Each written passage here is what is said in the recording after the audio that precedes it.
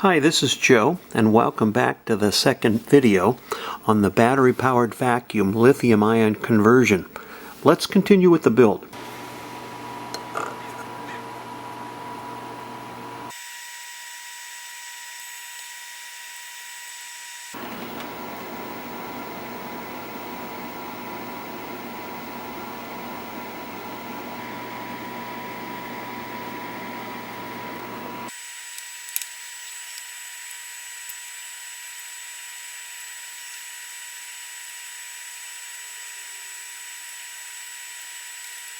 I picked up some Weld-on nut plates. These are 1024. What I'm going to do is tack weld these on, and then we can use that to mount to the vacuum, the base of the vacuum. One thing here's a 1024 by 1 inch. On the very bottom, I've drilled the hole smaller than I drilled on the top. I've drilled them larger. That way what I can do is get the head of the screws with some washers down inside, and then I can mount them so the heads of the screws aren't sticking up. Otherwise I'd have to buy really long screws. So I've done that, and then what we can do is spray paint this. So this is just regular steel, it's not stainless, so it will rust. So after we weld this, we'll tape up, put the screws in to hold the nut plates in place, and then we'll weld them, then we'll tape the heads, and then we'll go ahead and spray paint this black, and then we'll go ahead and do the final assembly.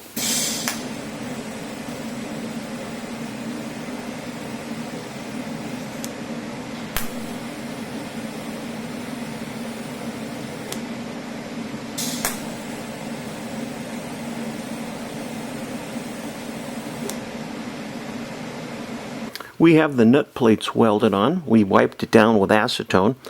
Let's go ahead and shoot a little bit of black paint on this thing, and let's do the final assembly. It's 59 degrees outside here in California, so I snuck this into the house to hang it in the living room.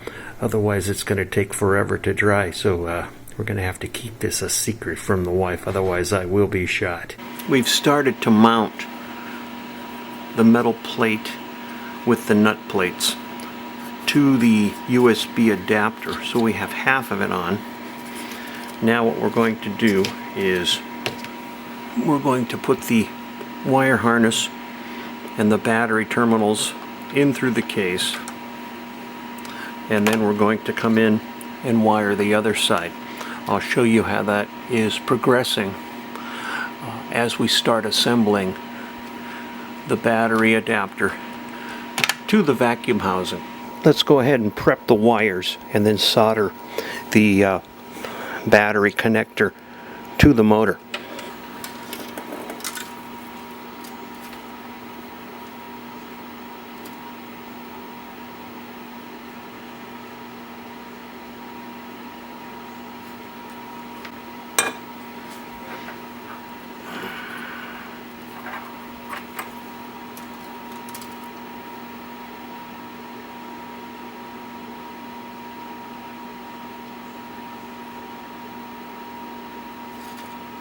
The original battery had some pins down here on the bottom of this switch plate here.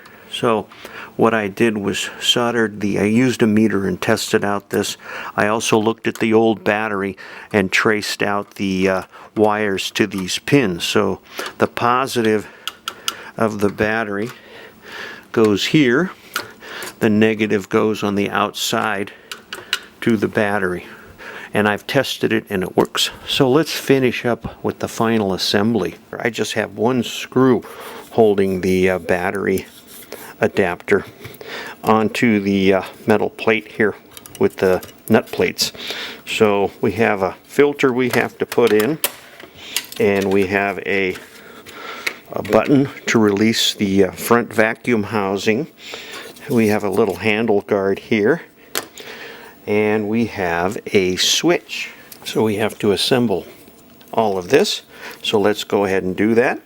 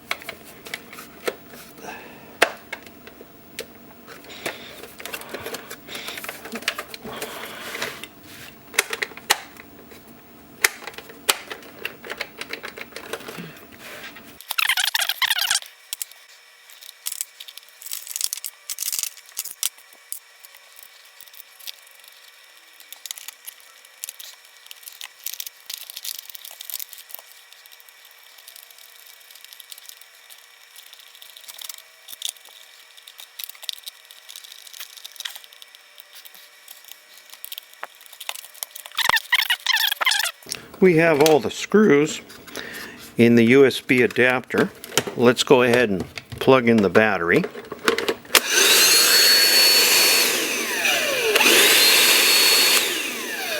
And let's do a little vacuuming on the floor, see how it picks up here. Actually, first on the workbench.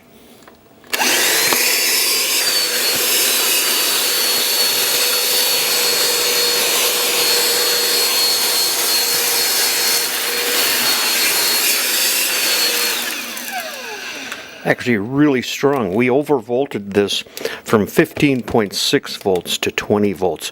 So it sucks really good now. Let me reposition the camera on the floor. We'll pick up some stuff on the floor, see how it works.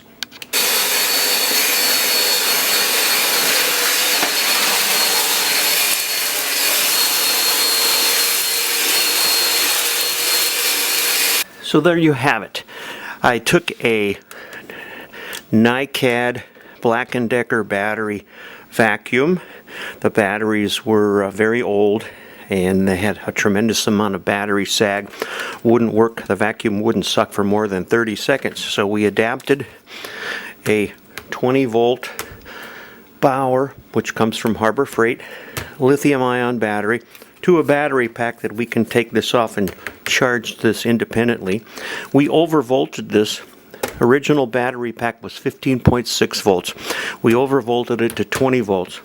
What happens is as the motor sucks air, it pushes the air through the housing around the motor and out this vent on the bottom. So the motor's getting a lot of proper cooling, and you're only running it maybe a minute at a time. I'll keep an eye on it and make sure if you overvolt a motor too much, you run the risk of burning out the motor because it does get hot. But again, I'm only running maybe 30 seconds to a minute at a time. Overall, I'm really impressed. The suction is really nice now compared to when it was just running on the NiCad batteries at 15.6 volts. So hope you enjoyed this video, and we'll see you next time.